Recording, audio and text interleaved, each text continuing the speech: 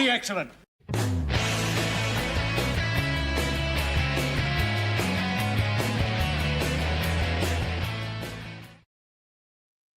Hey, you know, I realized we never said who's going to do the intro. Oh, I'll do it. How's it going, Why don't party you do the people? intro? Welcome to Perfectly Excellent, an excellent show that's perfect. I wouldn't say it's perfect. I would say it's perfectly excellent. All right, it's good. It's good enough. Yes, it's perfectly adequate. How's it How are going, you Tim? doing? I'm doing good. Hectic day, but got back right in time. I wouldn't miss this for the world. Wouldn't you? Well, I don't know. Well, I mean, if someone said, "Hey, do you want the world?" or I don't know that I'd be like, "Hey, I gotta go a live stream. I gotta do." So you keep that world. I don't know if I want the current world, and I'll leave it at that. You could like take off that the top of my head, I could think of at least 27 other things that I would take before this if offered to me. But you know, I'm an easy trade. Yeah, cool. I'm exhausted.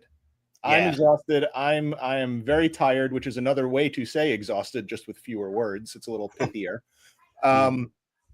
I am doing a great reorganizing, which I think we'll probably talk about in more detail at a later date. Yeah, I'm very eager to get into the nitty-gritty of that.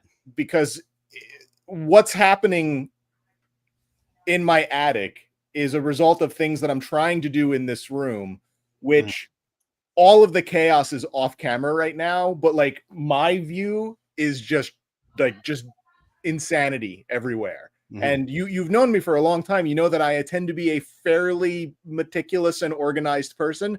This is driving me out of my mind. And this is probably like a month-long project. This is going to take a while, and it's making me nuts. I feel like we need a new bumper for this. It's like the cleanup project or something. And I would like to join you on this because I'm feeling like I'm currently everything looks very clean and organized there. I'm currently living in pure chaos in my office, my toy room, and I've been talking to you and I'm saying like I'm ready to just declare bankruptcy and just box stuff up and get rid of it just to reclaim some of my sanity a bit.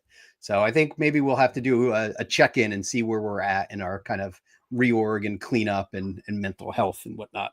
Yeah, I'm trying to take some pictures, especially of like the attic stuff. I'm trying to take pictures of that as I go through it. Okay. I did some rearranging in this room already that I did not take pictures of yet, but it's very early in the process, so I'll probably try to do a little bit more of that. But again, it is just dogs and cats living together over here right now, and it's making me nuts. Yeah. Make sure you get some before and after pictures. I'm trying to do the same here, but it's case. But and I hope that we can kind of arrange like a trip to the local toy shoppy. I think it's 2 P's and an E at the end. To unload some of the to unload some of the stuff that maybe wouldn't necessarily warrant a high dollar eBay auction. Exactly. It's not worth your time. Good evening, Chris. Mr. Pincy Picks. How are you, sir? I hope your everything's going okay there with your eBay fiasco. You have to, fill me in later, but thanks for stopping by. Thanks for hanging out. Yeah. Should we do it? We can start. We start with the exchanging of inventions. I wouldn't feel right if we didn't. All right. Perfectly excellent.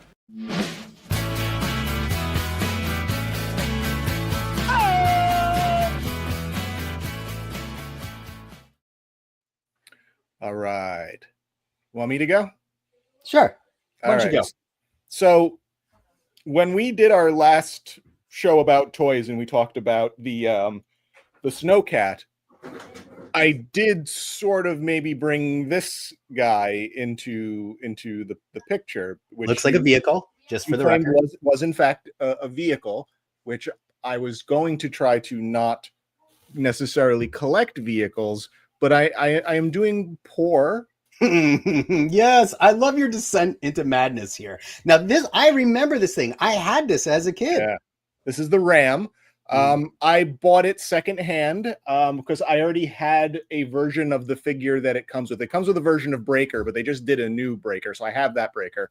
So I bought this one on eBay without the figure because I don't care. G.I. Joe surplus, right? Because in my world, rock and roll always drove this anyway. Like Breaker had nothing to do with the Ram cycle. Like Rock and Roll always rode that. So I got a Rock and Roll, so he'll be good for that.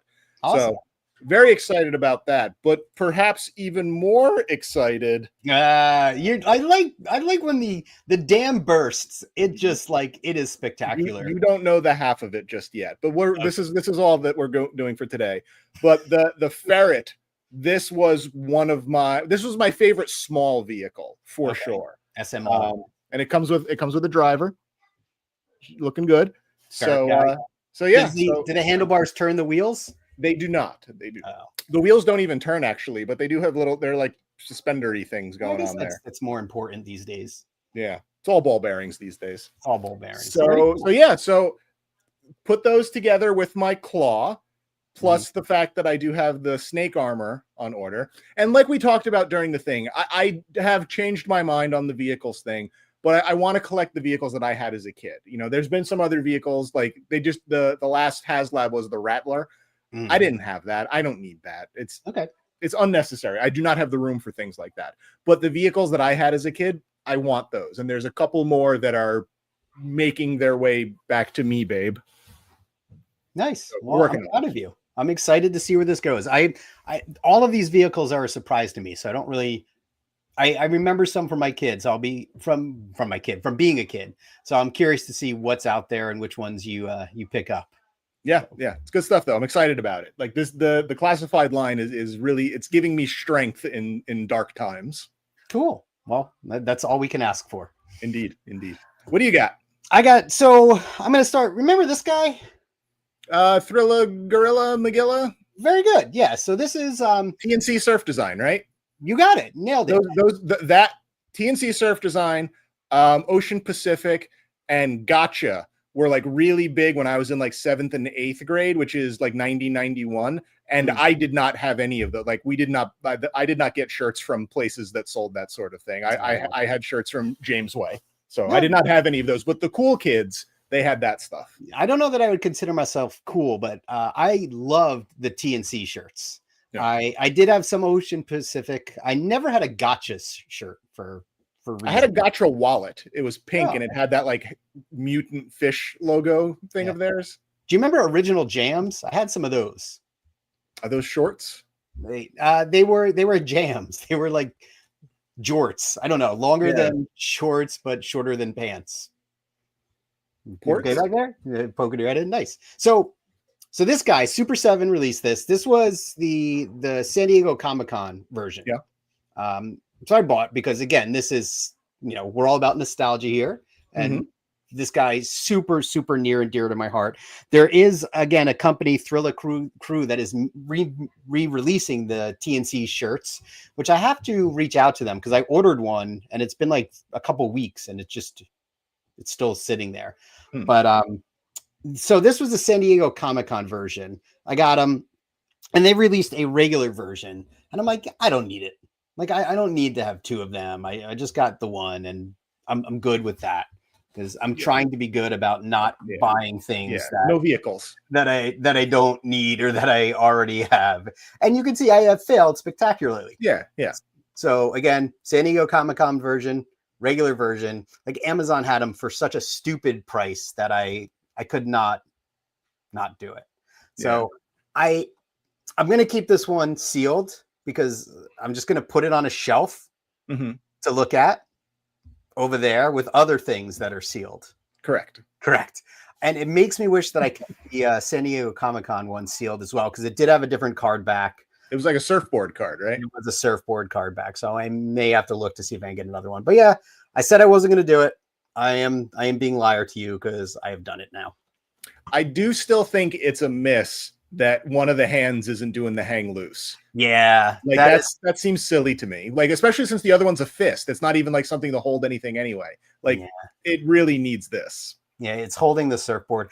I would love it if they did more characters from, this series, like the Tiki guys, Joe Cool, but I am highly, highly suspicious that they won't. I don't know if these really sold well or, I'm sure there were dozens of us that cared.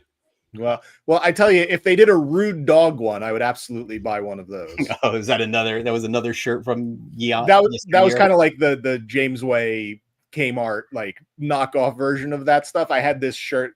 Rude Dog was like a hastily drawn like black and white dog, well, white with like black spots dog, but not a Dalmatian. Okay. And I had a shirt where he was biting a Corvette, and it said "Rude Dog bites the vet." And I've been looking for that. I want that shirt so badly. That was so badly. I've never heard a more accurately, described shirt where. Yeah, no, it was good. But like, if they made a Rude Dog figure, I would be way in on one of those. I'd be very maybe one day we'd have to talk about the TNC shirts. I'd like to go back because again, it's just a wild ride when I think of those. A lot of fun memories. But you can also sort of follow that because you had those, like the TNC Ocean Pacific gotcha. Then you started having like the Oakley, like the thermonuclear protection shirts, and then you had like hypercolor stuff, and then you started getting into like like the No Fear shirts, and then you started getting into my path derailed long before any of this. No, I didn't have any of these, but just like these were things that were happening. Then you had like the co-ed naked shirts and the Big Johnson shirts, like all of these like horribly fatty shirts just kept happening like year after year after year. There's a lot of bizarre things that happened in those early 90s. Yeah, I remember one of your Batman shirts. Batman shirts became the thing. That was 1989 when the movie came out. Since they sold Batman shirts at Jamesway, I had several of those. I had one that had the Joker's face on it and like a hypnotizing thing behind it, and he was laughing because that's what the Joker does. But I think that was the one time, like the first time I saw something, I'm like, oh, that's like a trend. That's like everyone's just doing it right now. My really good friend from grammar school and high school, Scott, his cousin was the kid in our elementary school that had the Bat logo shaved into the back of his head. There's one in every school. Yep. Yeah. Chris, did you have anybody in your school with the Bat logo shaved in your head, or were you that kid? No, no judgments here. But I may judge slightly. Yeah. So I would love to go back. I would talk about those shirts. My path diverged because I went from TNC into like skateboarding stuff, like Vision Streetwear. And man, if I could find some pictures, I had some really awful clothes around that time. I mean, by the time I was able to like buy any of my own clothes, by the time I was in high school, again, most of my shirts were like, Ren and Stimpy shirts and Godzilla shirts and my Mo Nose Hoops shirt and things like that. And Mac I had wacky shirts from the Wacky Shirt store at the mall. Yes. Cool. Well, good stuff. Good invention exchange. Good on you. No, what do you say? I was not that kid. And the Nike swoosh had more than Batman. We had a couple Nike swooshes. Really? That wasn't something the only time I ever saw anyone shave something into his head was my friend's cousin. Yeah, that was the thing. We had a lot of rat tails though. Oh yeah. We had everything awful. Like again, I was in high school. I graduated in high school in 92. So those were awful years, like style wise for a lot of that stuff. My younger brother had a rat tail. Oh, okay. but again, he was probably in like 5th grade when he had that. So like even earlier. It wasn't really of his control at that point, was it? A little bit, but But yeah, when in 5th grade, I don't even want to know what I was doing when I was in 5th grade. Actually, I know what I was doing. I was trying to scam Transformers and Star Wars toys off of kids who were supposedly too old for them now. Nice. I think I had the bleached blonde flap in 5th grade. Like just the hair covering my face that was bleached. And you had to keep doing like this to get it out of your face. In like 7th grade, I had a real nice mullet. Oh, no, did you? Yeah, I had a real nice.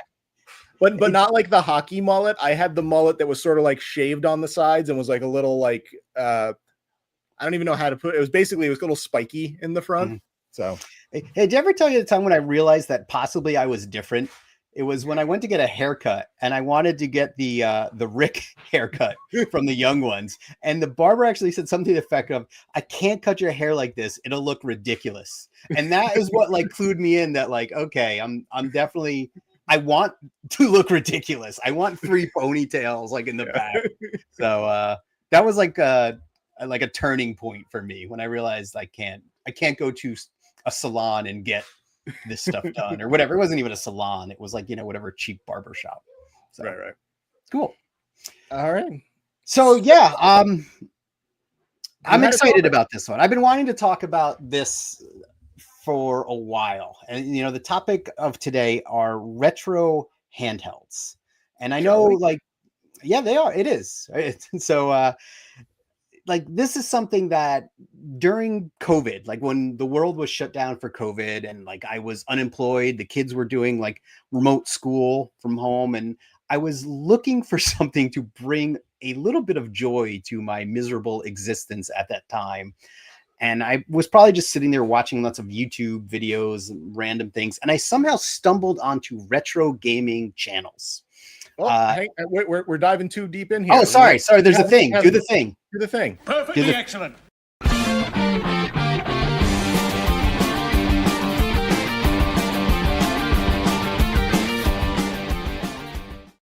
Don't make me do all that. Was great. I love that. Was good handheld there. That was clever.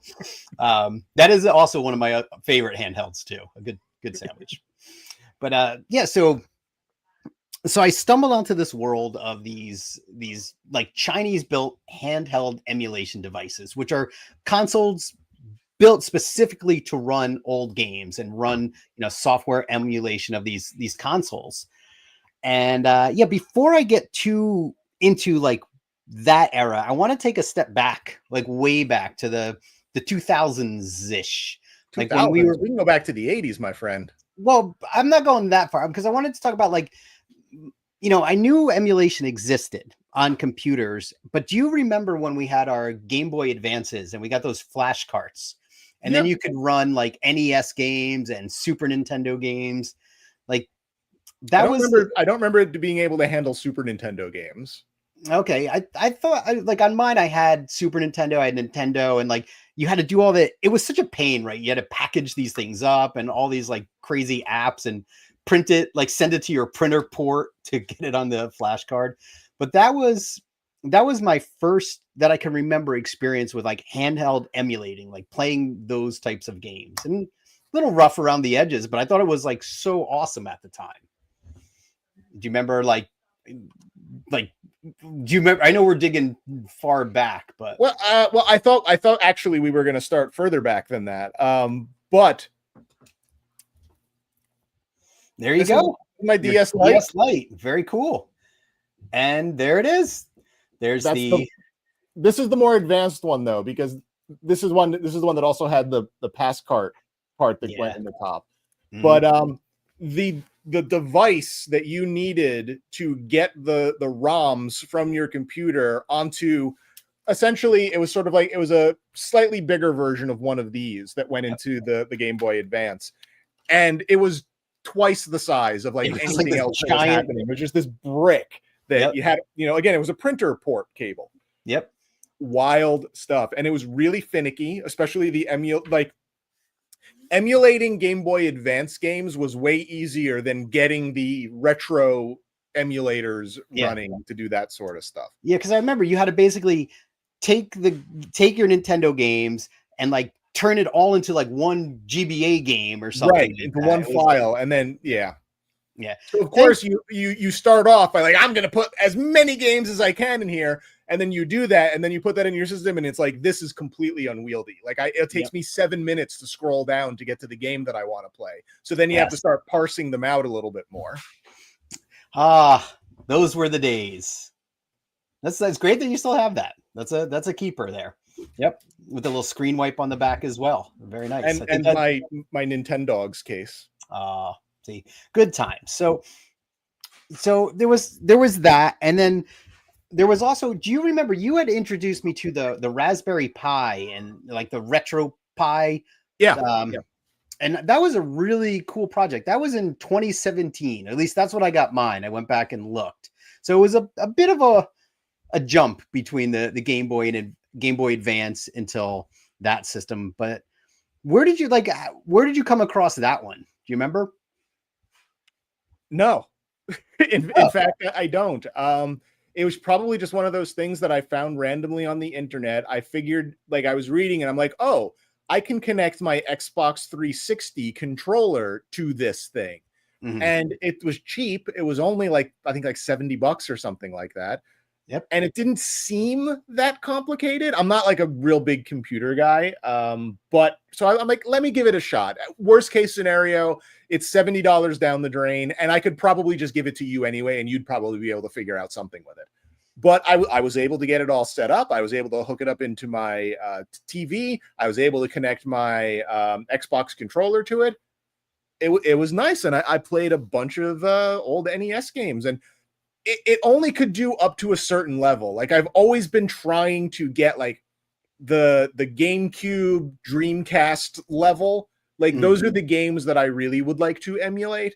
And like, it couldn't quite do those well. It was a little short of those. At least at the time, it was a little short of those. Maybe but it was still really cool to just plug this tiny little box into the TV and have access to all those games. So yeah, once you clued me in on that, I followed your lead. I ordered all the parts, put it together, and I had a good time. I played with it for a little bit, and then I think it got put in a drawer, like probably never to be seen.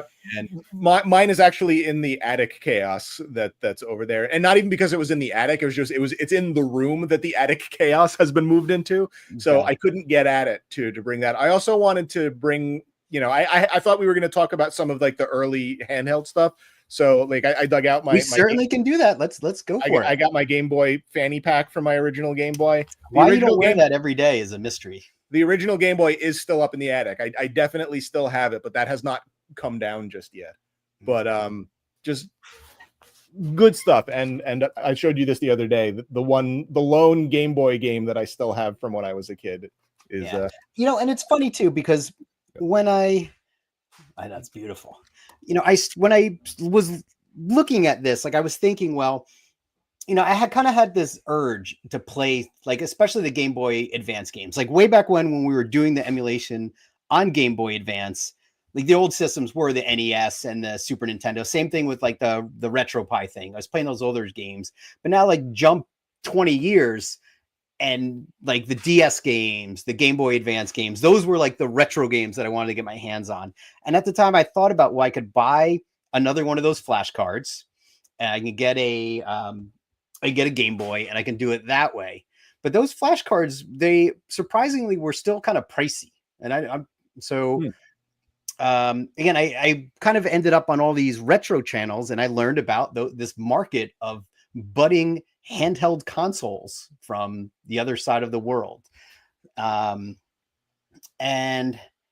it took a while. It wasn't until I finally got a job again, like in 2020, that I ponied up for one. And let's go to Cambot, if you don't mind. No problem. And we'll kind of go through some of these. So let me drag this little sucker over here. Whoop. So this was the first one that I had bought. This was in, 2020. So this was like $99. So I meant to clean the screens and I didn't. And as you can see, it looks just kind of like a Game Boy Advance. It's got some analog sticks on it. It's got your bumpers and triggers. Am I moving the screen, or is that just happening? I don't know, but it's definitely moving. Okay, so I'll try not to move here. I'll leave it still so you can see. I bought this thing, and it was awesome. Like I was playing Game Boy Advance games. I was playing all those Nintendo games, and to your point, this thing could even run up to Dreamcast games. All right. So that was like, what a thrill. Like Soul Calibur in a little portable game. I don't know that it ran it very well, but it was capable of doing it. And like, again, these things, in addition to being able to run the emulators, they offer other perks, things like save states in games, so if there was like a game that you kept dying and running out of lives, you could create these save states. So you could basically have infinite tries to try to beat some difficult levels. And they even have a video out option. So you could plug them into a TV, like we did with the RetroPie, connect a wireless controller, and there you go. You have a little retro console that you play on the TV, or you can take it on the go. And again, the most important question: can it play Soul Calibur? So I would say this one, yes. I think it played it a little slow, but we'll keep Soul Calibur in mind, because we'll talk more and more about that. But let's see. So I don't know if I want to go into, before I get into like where my story went, I started to learn more about what you could do with these things. So it wasn't just about, getting a bunch of ROMs, throwing on there and playing games. There's a big community, like any weirdo thing, right? There's always a community behind it that's kind of moving the needle. And when it comes to these things, this community they were making like custom operating systems. They were making it so you can download box art and like manuals, screenshots, and logos to really customize the experience and improve upon the experience.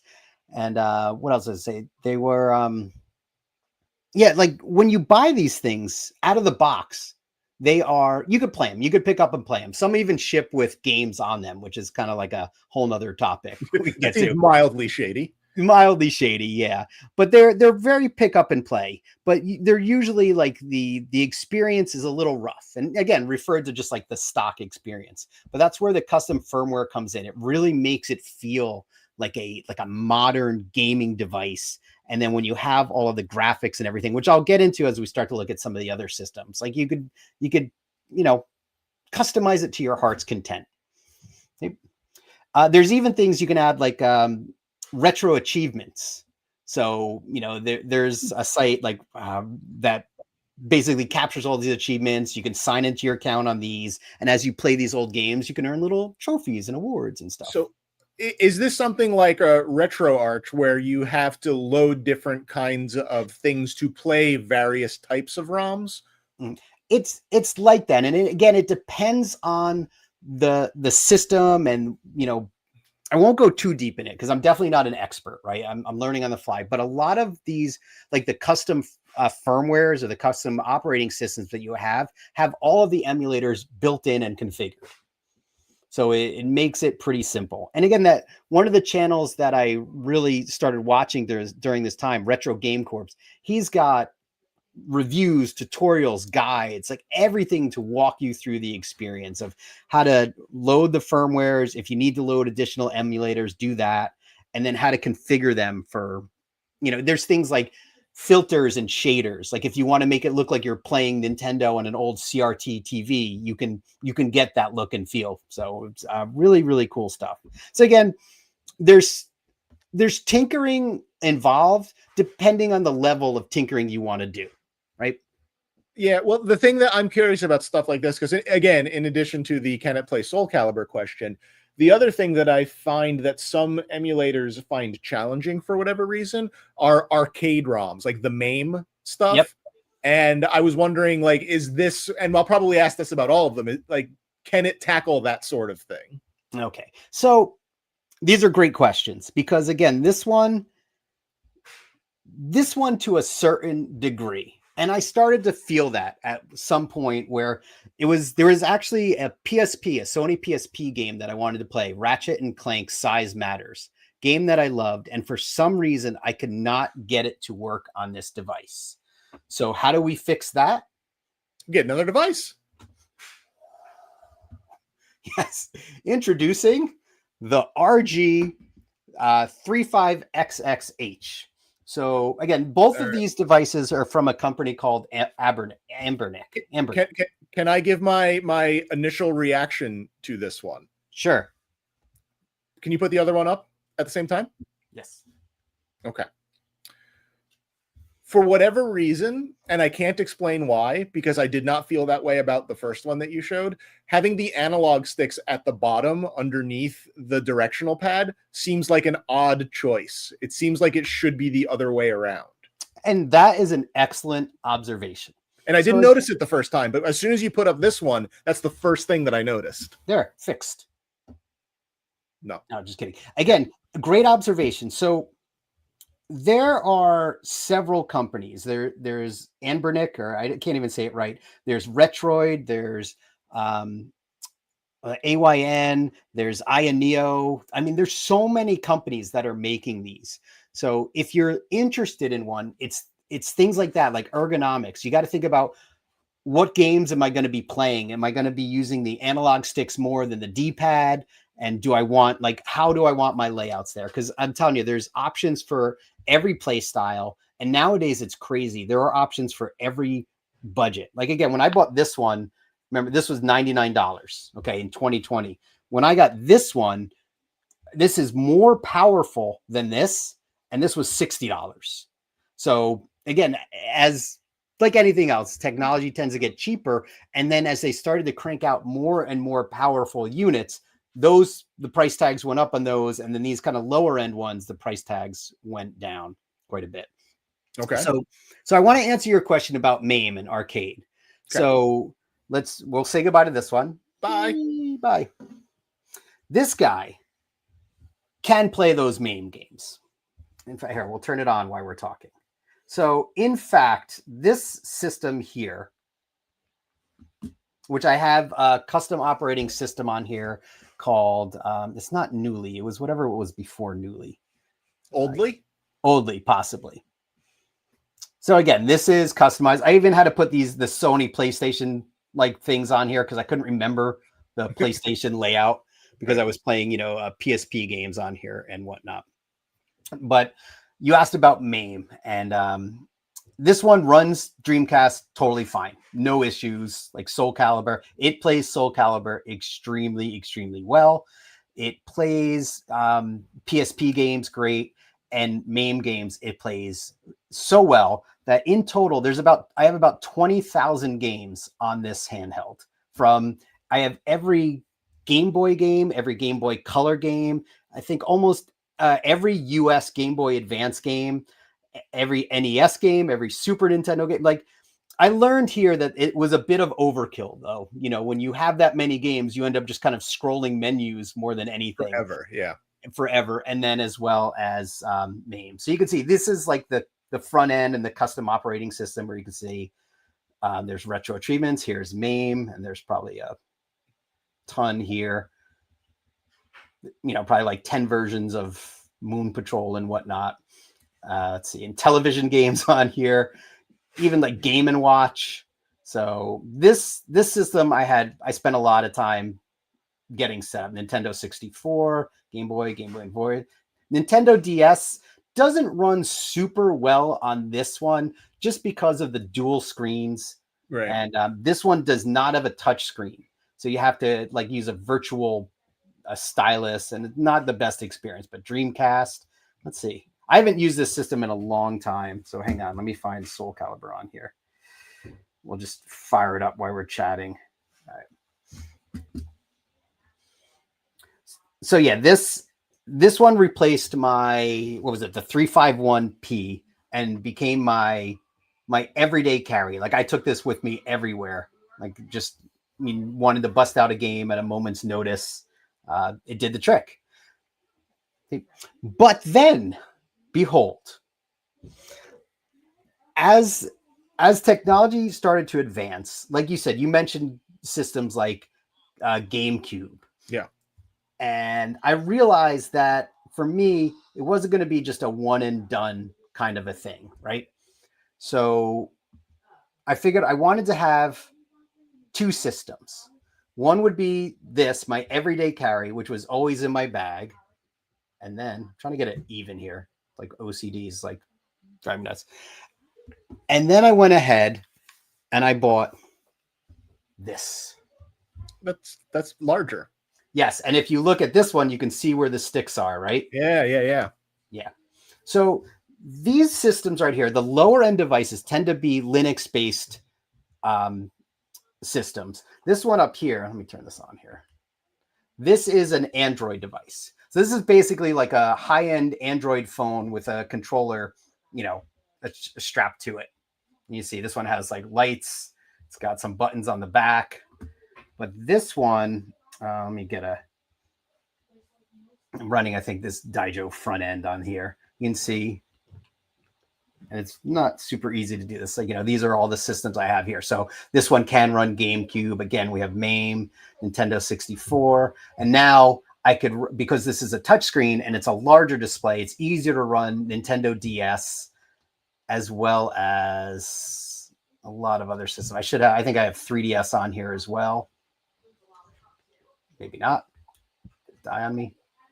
Go back. Stop that. Let's see. Back button. So this one can go up to like the GameCube, PlayStation 2 level? Yes. So this is an AYN Odin Pro. Again, though there is a big, remember this was $60. Yeah. This one was was many $60 at the time when I had got it. So, but again, it depends on what you're looking for. And because this one can do those higher end systems, that's why it has the analog sticks in this format. And I don't know, it's like I go back and forth on which layout I prefer, but it really depends on the types of games you want to play. And this was it. I was happy with this for the longest time. Like I had the longest time being 7 to 8 weeks. Almost 2 years. Okay. But then Aberdek started coming out with some interesting things. So we'll scoot you over Mechaneck? Mechaneck. I don't know why I'm struggling so hard with that stupid name. But, and you know, I've talked about the Game Boy Advance before, right? That is like, out of all the handheld games systems out there, that's still the one that I think I love the most. I just had so many good memories of playing that. And there was the original version that we had, and then there was the SP version, which was, I think, its ultimate evolution, its ultimate form. So then this sucker hit the streets.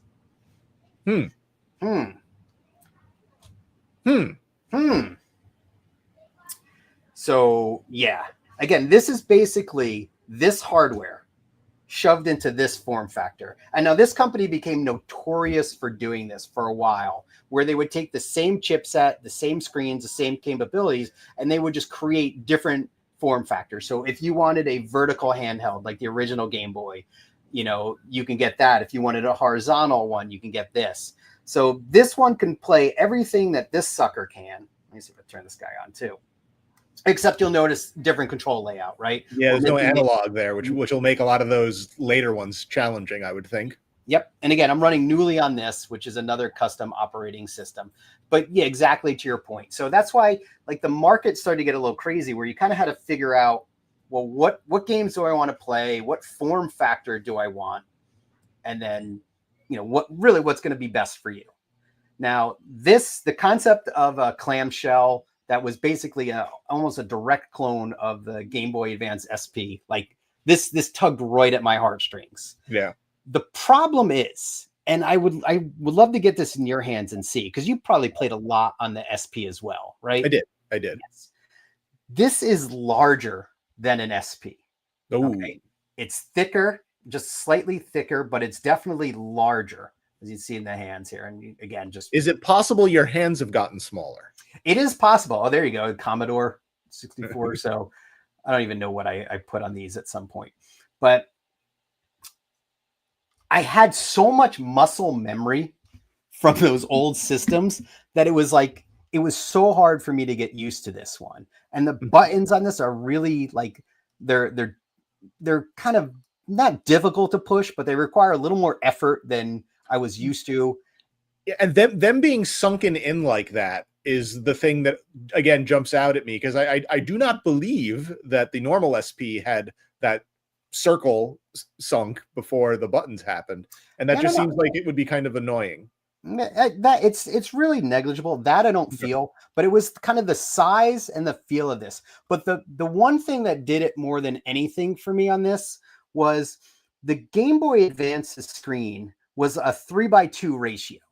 So it was like, I guess it was a little longer than it was taller. And this was more 4:3. So this is good for games, for systems you used to play on your TV, like NES, Super Nintendo, and things like that. But for Game Boy Advance, it wasn't quite like a pixel perfect recreation. And so this one, just kind of like, I never really used this one a ton. Like I loved it, but never quite like rose to the occasion as far as an everyday carry, plus the size. Right. So we're going to just push that one over to the side. And this one remained kind of like the king of all kings. Until, but wait, there's more. So again, same company came out with yet another form factor. Again, I still believe the same chipset, but this time almost like a perfect one-to-one recreation of the original Game Boy Advance. So obviously there's a lot of creature comforts here. There's 2 extra buttons that they've added. There's additional shoulder buttons. There's no game cartridge slot. There's HDMI out, USB-C charging, and you have a much bigger screen. Mm-hmm. So yeah, this one became my ultimate Game Boy Advance machine. Like I think I might have loaded some other systems on here as well, but I specifically wanted this one for just Game Boy Advance games. Until I realized that, hey, that Game Boy Advance, while there's a lot of nostalgia here, it's not like super, super comfortable anymore. Yeah. And, this one is more like, I just love the look of it, but I don't know that I love actually playing games on it. Okay. So how many systems have we gone through before? I wasn't counting. So we did five. 1, 2, 3, 4. Okay. So let me make some room here. So you're on 5 right now with the green guy. So I love this though. I mean, again, it's just like this one speaks to me with the look and feel. And this one has the correct aspect ratio for Game Boy Advance. And I don't know if you can really tell on the screen here where it's a bit wider than this ratio. So this one, you get a pixel perfect Game Boy Advance experience. Okay. And then they finally did it. I said I wasn't going to buy this, but I just couldn't resist. Okay. They took this, again, same chipset. I think, these might all be the same chipsets here, just different screens. They took it and they did this. And this is now, again, it gets weird. It gets really weird, right? Okay. So this one is size-wise almost an exact match for the original Game Boy Advance. Okay. And it's got the right aspect ratio. And you're running, I think on this, I have like maybe a 3 times upscale resolution, which means that it just makes games look much better than they ever did on the original Game Boy Advance and even the Game Boy Advance SP. Now, yes, you will notice, oddly enough, they added analog sticks to this, which is super, super weird. They would have been much better on this one, which is bigger. And you can see the sizes here of these two, right? Yeah. Like one's a big chunky monkey. Those analog sticks look like they're in an extremely uncomfortable place. They're really not. They're recessed into the case. No, I just mean being down so low. Oh, yeah. You know what? If you wanted to use those for a long amount of time, I'm sure they would be awful. But I don't really use those. And you can see like how I've got this, this loaded up to primarily be just for Game Boy Advance. And like, I mean, look at this experience. To me, this is just so awesome. You've got the game's logo. You see a screenshot. It plays like a clip of the game.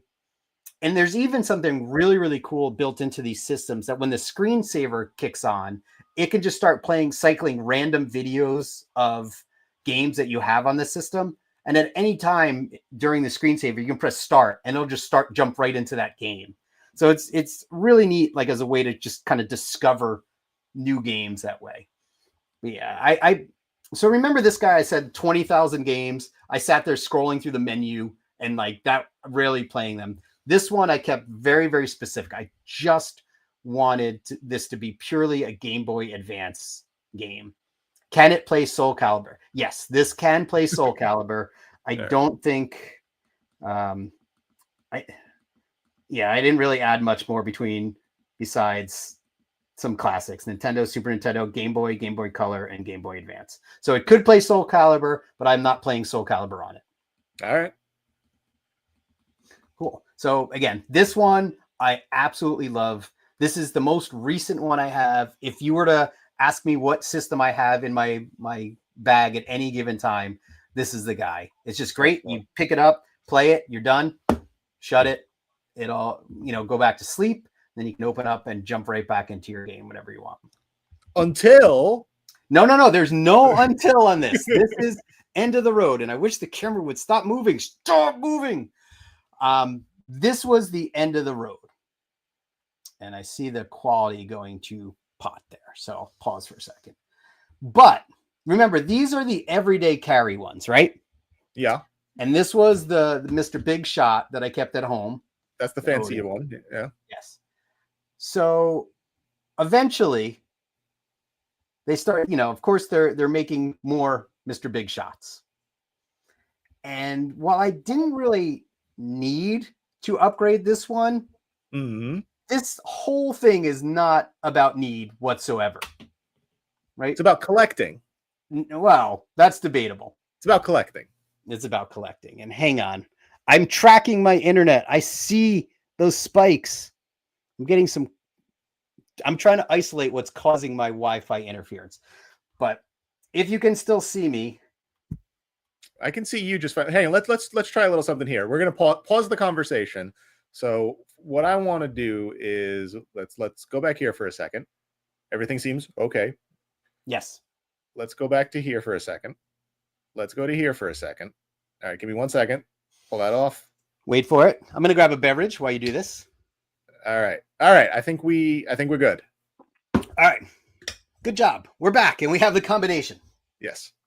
So again, I didn't need a new system, but I don't know. It was the flashy newness of this one from a company called Retroid that just did me in.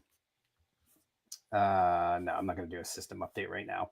I haven't run this one in a while, but you can see this one I have tweaked out. So again, this is another Android device. This is a high-end Android device. So basically Android phone with a controller bolted on, but I have installed a front end so that when you boot this system up, instead of it going directly into an Android thing, it goes right into a front end. And I'm pretty lame. I like the same type of front end where I can just scroll systems.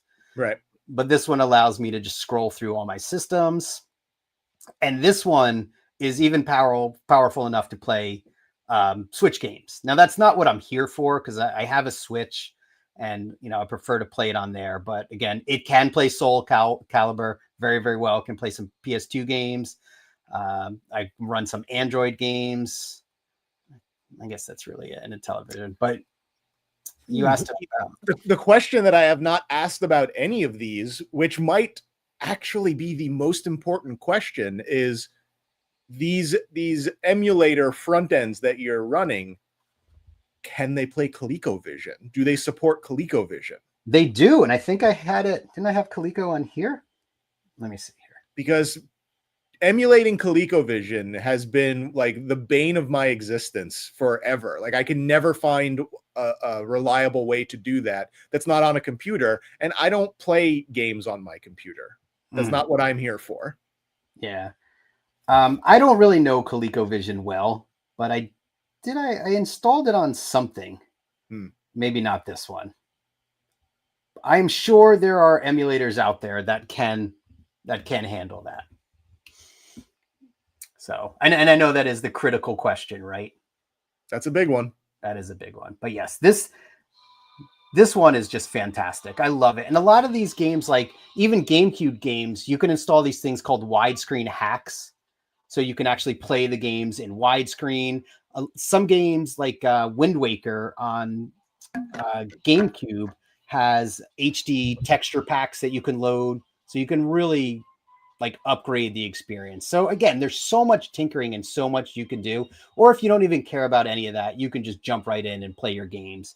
But this one has the power again to upscale your game. So it's just like a upscaling of a movie, right? It's gonna look better than it ever looked before. Oh, and I apparently missed one too. I forgot about this little guy. Don't worry about that guy. Yeah, don't worry about this guy. I thought this guy was really neat. I thought it'd be a fun everyday carry, but it's just way too small for my old man eyes. So we'll come back. We're going to talk about that one in a second when we do kind of a little roundup here. And then there was another one I forgot. So again, I don't know if this qualifies as a collection or not, but what are you talking about? Like what sort of denial do you live in that you can think that this is not somehow collecting them? Because here's how you know it's a collection. You ready? Very easy. Yeah. You have more than one? When you got the new one, did you get rid of the old one? No, but I want to talk about that. That's a collection. Okay, so let's talk about that because do you keep your old iPhones? Actually, I probably have some iPhone 4s around here somewhere. Yeah, this is the Trim UI brick, and it's got such a beautiful display on it. Like I really like this one. I like the LED lights that it has on it.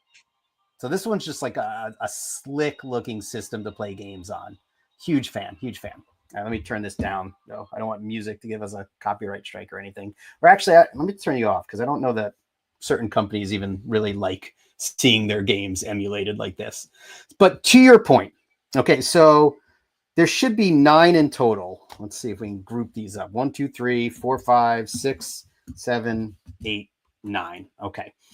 I don't need all of these. So I want to do a little like therapy session with you to try to figure out which ones I need or which ones I should keep. Okay. Are you up for that? I mean, sure. Okay. Because I have an idea, and maybe you can help me like if I'm making the right choices here. So all right, let's start. Do you want me to tell you what I think you should do? What do you think I should do? Let's start. Let's start by how many I think you should keep. Okay. Okay. I'm going to say you should keep 3. Okay. 3 is the number, and the number shall be 3. 3 is the magic number. Yes, it is. Yeah. It's the magic number. How many do you think you should have? I haven't thought about it that way. So can I think about it as we go through them? Okay. Again, remember when I started, I said I wanted an everyday carry, and then I wanted one that really is like has the horsepower. So I definitely need at least 2. Okay. Okay. And then there's some. Well, let's start at the beginning. Okay, I'm gonna just go through these. This guy, my first one. You don't need it. I don't need this anymore. I just don't use it. I don't even think I have an SD card in it loaded. So this would need a new operating system. This would need some tinkering just to get it back working. And another reason I moved away from this one, it had a very unreliable battery gauge. The battery gauge would just be at like 100.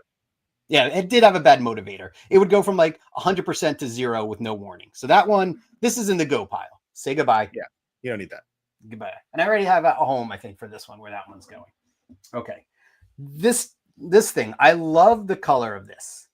I think it's really neat. Again, it's just too small for my eyes, but I think this is one I could give to the kids. Just yeah, you don't need it. They can mess around with. So technically not mine anymore. I can get rid of that. So what are we down? We're down from 9 minus 2. 7. What is that? Like 4. That would be 7 most days. Okay, most days. 7. All right. Let's look at the 2 high-end devices. I don't need both of these. Right. Okay? You should give the old one to me. Okay, possibly. We could talk about that. But here, I'm going to move that over there. So now you're down to 6. I am down to 6. And you can see, remember I talked about the screensaver? Yeah. So it's doing it on this device where it's just cycling through like videos of games, and at any point you could hit start and it'll just jump right into whatever game is on the screensaver. I mean, this is cool just to have on your desk, or at least I like to keep it on my desk just playing as it runs through these things. So we went from Crazy Taxi now to a Game Boy game. Okay. This guy, this is the RG35XX SP. I'm not using it. So this one can go. All right. So that's 4. 4 of the 9 are in the go pile. Do I still have a collection? Yes. Okay. What is the threshold for a collection?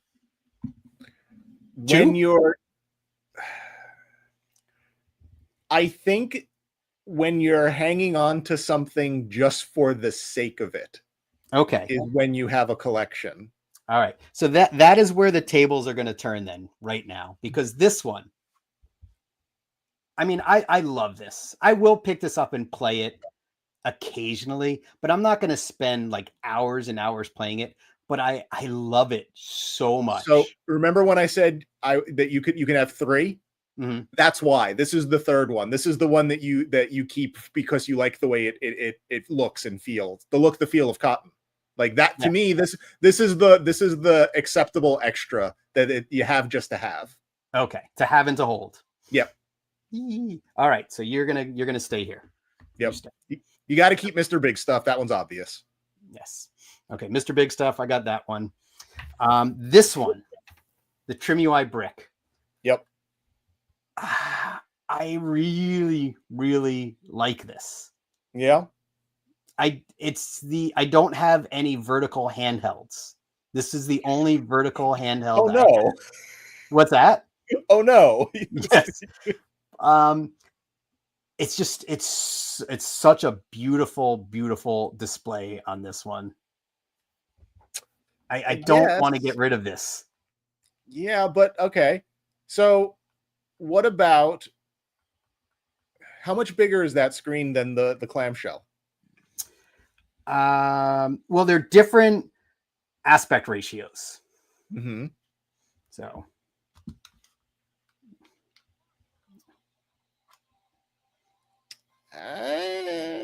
if I were to play Game Boy Advance on this one, I'll show you. Hang on. Game Boy. It's not going to fill the whole screen. I mean, you might not notice it because of the bezels on here. Oh, hang on. That's not Game Boy Advance. That's DS. All right. My bad. But yeah, like Game Boy Advance games will fill this entire screen. Mm-hmm. But on this one, there's going to be some borders on there. And I started a DS game by accident, so I want to get out of that. So see, okay, I'm looking at these two, and I don't see why you need them both. Because when you open the clamshell, that one's vertical. It is. I guess you're right. I mean, technically, it is vertical. And look at the size difference. This one, while it's awesome, again, it's another one you're not going to spend hours playing on. It looks cramped. It is very cramped. Like your fingers just kind of rest on the back there. Yeah. No, I think you lose that one. I don't know. I'm going to put this in the maybe pile. Okay. Am I allowed to have a maybe pile? For now. Okay. Yeah. So this is my souped up one. This is the one that like I really spent the most time getting configured and tweaked and everything. It's a little bit older of a system now, but it does have it's a everyday carry. It's the only everyday carry. Well, no, I guess not anymore, but it does. I was thinking it was the only everyday carry I have with analog sticks. And the reason I don't even think about these analog sticks is, again, I don't have any games on here that use the analog sticks. But this one's great for like PSP games that do use those. So I look at it this way. If you want to play retro games, you're probably going to be playing Game Boy Advance, Nintendo, MAME, that sort of stuff. If you want to play some of the more recent games, those are games that require more time investment, and you want something that's a bit more comfortable. So you want a Mr. Big Stuff sort of thing. So I don't see the need to have an everyday carry for those type of games, because if you really want to get invested in a game like that, you just bring the big one with you that day. I can't. And the big one is not, again, I say big, but it's really not. The only reason it looks big is because I have a grip on it. If I were to take this thing off, you'll see that it is not very large at all. So, it's like, if you want to play those kind of games that need an analog stick, use those. You have an argument there, but I don't know that I'm ready to do that just yet. I don't know that I'm ready to make that move. Oh, this is not the one I want. Sorry. So I think I could work towards it. Like, again, we have 4 already in the pile that are going. Okay. So I think there might be 5 staying for now. Okay. You're definitely not one that would really encourage weeding out I know you're being tactical about this, but for collector's sake. Well, then here's the trade-off. Mm-hmm. The first step is admitting it. So in order to keep 5, I have to admit that. No, if you are saying that you just want them because you just want them, not because they're particularly practical or different, then my friend, you're collecting things. And that's okay. There's nothing wrong with collecting things. I think you might it's have sort of the basis of why we're doing this stupid show, is because we collect things. Like, if you want to have these just because they make you happy, then you don't need a reason and you don't need an arbitrary number of them to have. You keep the ones that make you happy. You use them when you feel like using them because they're just part of your collection, and that's okay. Okay. But so if you are trying to insist that you're not collecting them for the sake of it, and you're trying to get down to pure practicality, you do not need more than 2 of them. Yes. But if you just like having 5 of them, have 5 of them. Enjoy. Keep a 6th one if you want. But don't pretend that you need all 5 of these because they have some extremely unique characteristic that the other cannot do. Yes. I am with you on that. I think you speak the truth. Again, this is the one I will take with me everywhere. That goes in my bag. This is the one that I'll play those hard-hitting games, right? Yep. This is the one that just looking at makes me happy. Same with this one a bit. This one just makes me happy because it's such a sleek, like, I think if you're going to show somebody any of these devices, this is the one that I think people will find most impressive. It also has some like early iPod Apple characteristics to it. It does. It does. And this is the one that, again, just keeping for, because because it's got everything on it already. Yep. All right. I don't know that I will be adding any more to this, but let's put a pin in that. No, because again, like I said, there are new ones coming out all the time. Right now, the big rage with these are like Nintendo DS clones and things that have dual screens on them. And they are just wild to see. I mean, you're talking like one has like, I think a 5-inch OLED display on top. Like this system's never looked that good before. Right. But I don't need that. I do still have my 3DS XL, so I can play games on there. But hey, I appreciate it. Thanks for indulging me with this. This was Absolutely. Fun. Was it therapeutic? It was therapeutic, and I've wanted to talk about these for a while. Again, like I said, it's a rabbit hole I got into a couple of years ago, and I still love watching those channels. I love seeing all the consoles coming out, and they're getting more and more insane, like as things come out. And again, these companies just keep cranking them out. Again, these are not the ones I think I said before you're going to find in like your Five Below and stores like that. Those are just garbage consoles that are going to break on you right away. These have much more care and thought, and the companies put a lot of hard work into making these, so they will serve you well. Well, all right. It's interesting. I'm certainly like, you fight the impulse. You start getting that whole like, oh, that's a thing that I'd like that, but my money's tied up in ferrets right now. So got it. Totally. Cool. Well, good times. That was good fun. Yeah, it was a good time. And I'm not sure what we're going to be doing next week. We have several topics where we have like some irons in the fire right now, trying to figure out where we want to go next. This one actually ended up being kind of like a last minute one because we weren't really quite ready for any of the other ones. So I think we have to decide what we're going to tackle next week. But I assume we'll be back. We will. Yes. I hope we can do the one we've been talking about, but I'm telling you, like this one, it's requiring soul searching, and the more I think about it, the more it just kind of spider webs out from where I originally thought it was going. I keep picturing you as that picture of Charlie from that is 100% because I'm plotting where things like sent me on different trajectories, and it's tough, but I do want to talk about it because it's been really fun to think about. And I'm sure there's so many things I'm missing that you'll probably remember. So I also know that you and I are going to have extraordinarily different choices, despite the fact that we ended up in an extremely similar place. Yep. But no more teasing. Like, let's see if we can get this one together for next week. All right. Well, hey, we'll see everybody next week. Hope everybody continues to drive fast and take chances. And we'll see you later. All right. See you guys. Bye. Perfectly excellent.